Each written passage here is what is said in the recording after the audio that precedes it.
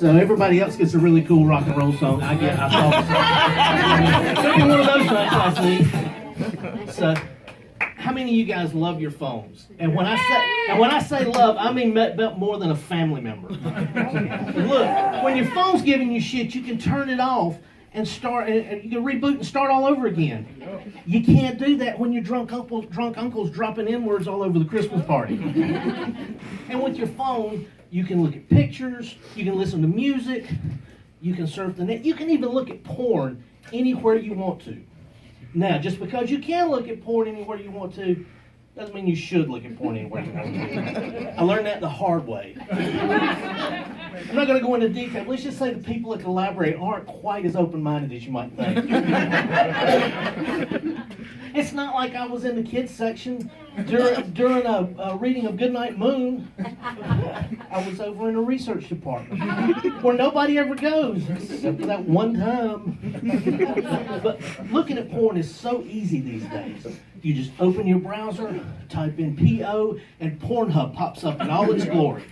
Well, I'm the only person here who goes to Pornhub so often that Google knows what I want after 2 letters. Right. But this is something you want to do at home, really. But it wasn't always that easy. I saw my first porn flick in a movie theater. The Star Theater was on State Street. That's right. State Street Station used to be Porn Central. I think there's a woman's boutique where it was, if those ladies only knew. But and just in case you're not getting the full impact of going to a XXX movie theater, let me break it down for you. I put on pants, an act that is antithetical to watching porn. I got in my car and drove to another place. I walked up to another human being, handed him money, looked him in the face, and said, "1 for butt sluts from hell, please."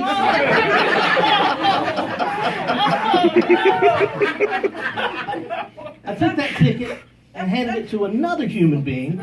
They tore it in half and gave it back to me. I guess so I could put it in my scrapbook. I don't know. And then I went in to an extremely dark room with extremely sticky floors that I worked very hard at convincing myself was just spilled soda. I sat down and started watching the movie. Now, at any point in this procedure, I could have said, I don't need to be here. I'm just going home. But I didn't do that. Until my eyes adjusted and I realized there was a guy sitting right over here playing tug of war with himself. And I decided to get out of there before I found out who won. Now, you would think that would put me off watching porn. And you would be wrong. I was a nerdy 18-year-old virgin. What was I supposed to do? I thought about going the whole movie route, but this was pre-VCR days, and I really could not figure out how to explain the screen and projector to my parents. But this, this is for watching home movies. We don't have a movie camera. For when we get one, yeah. But the thing about that is, if you're in the mood to watch, if you want to peruse some adult material, setting up a projector and a screen is a real mood killer. So. Then I found out that adult bookstores had these booths in the back where you could watch movies. You pick out your movie. You go in, get comfortable, drop some quarters in the slot, and your smut pops up on the screen in front of you.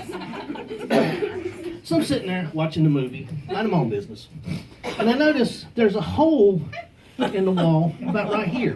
It's about that big around. And I said, I wonder what that's for. And I bent down to get a closer look.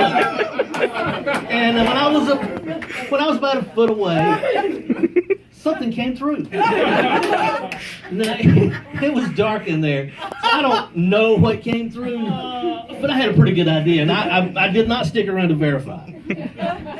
Here's a question I have. How did they decide where to put that hole? If they put it high enough for the tall guys, short guys need a box to stand on. And if they put it low enough for the short guys, the tall guys got to be on their knees. And do you really want to be on your knees in a booth in the back of a pork shop? You should probably burn your shoes when you come out of that place. But how do they know? I'm just assuming that it's the store people who do that. I mean, I've never seen anybody walking in with a toolbox to do it themselves. Store people would probably appreciate that. Hey, thanks a lot. Been meaning to do that. Just make sure you keep it to code. And maybe that's how they know where to put it, you know? It's in the building code. Section 1431, subsection 3.3, paragraph 4 states, all glory holes shall be 30 inches from the floor and 16 inches from the opening of the enclosure.